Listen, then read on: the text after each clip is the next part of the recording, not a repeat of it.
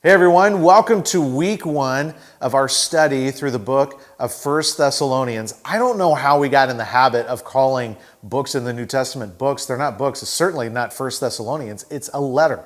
It's a personal correspondence from the Apostle Paul to this church that he started along with his ministry team. He deeply cares for the people in this church. He cares for the people in the city, and he's pouring his heart out to them. He's giving encouragement to them. And this is the kind of letter that's full of the kind of hope that I think you and I can relate to, that I think you and I need. Let me give you a little bit of the backstory. This is either the first pastoral letter that Paul wrote, or it's one of the first. It's interesting, he doesn't even introduce himself as an apostle, and it's not because he wasn't sure of his apostleship. He was sure of his apostleship, but they were too.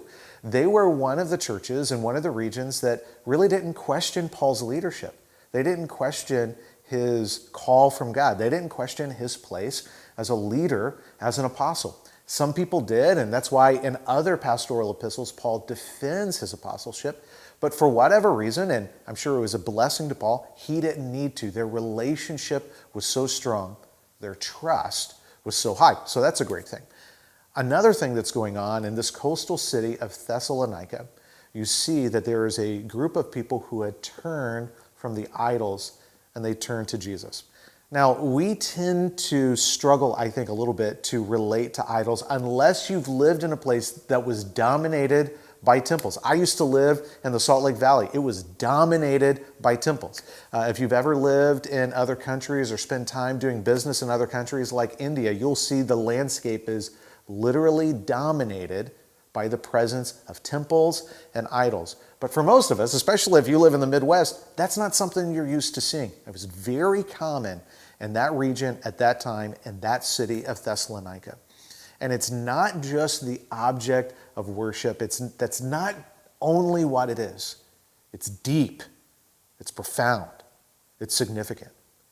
In the message, we talked about idols being the thing that we look to as a source of significance, security, and satisfaction. These are the deep foundation of life for people. It's anything other than Jesus we look to for significance, security, and satisfaction. In the city of Thessalonica, their history, their culture, their life was built on the foundation of idolatry. Not very different from our culture. It's just we don't have statues and temples to go along with it. It's because these people had turned from that and turned to Jesus, that was disruptive. Anytime we mess with people's history, anytime we mess with people's story that they're telling themselves about themselves, anytime we mess with the foundation that cultural practices are built on, sometimes people react violently. Sometimes people react ferociously, and in Thessalonica, people were reacting quite brutally. In the Christian church, the collection of believers in that city were often being beaten, and some of them were even killed. And so these are people who needed encouragement.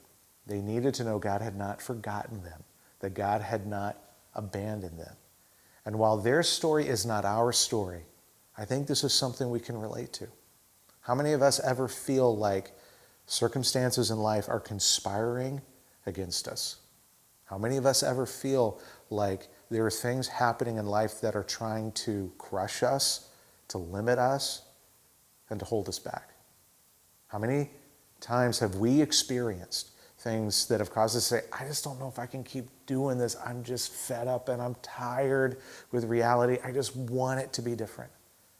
If you can relate to any of that, you can relate to the hope and the encouragement that the Apostle Paul offers in this New Testament letter of 1 Thessalonians. Now, you're going to talk about all kinds of things in your group, and I hope that's incredibly helpful. I encourage you to read the entire first chapter together, and I want you to make observations. I want you to take note of questions that you might have, and I want you to lean into that. But I would really like, it would mean the world to me if you would lean into something we talked about towards the end of the message, and that's the stages of influence. We identified 3 stages of influence that every adult probably falls into. Number 1, which one do you fall into? Here's the question. It's the question we asked in the sermon. How do we become a model church? Well, we become a model church. And by that we mean the kind of church that we are an example of what it means to trust and follow Jesus. And by looking at our example, it would help others to know how to trust and follow Jesus. We've got to be the kind of church that's united in faith, compelled by love, and enduring in hope.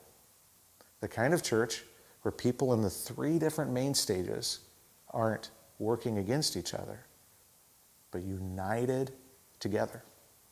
That's our joy. That's our call. That's our privilege to be that kind of church. What do you think our next step might be in that? What do you think your next step might be to participate in that? I hope you'll partner with us, and I hope you have a great conversation. We'll see you next week.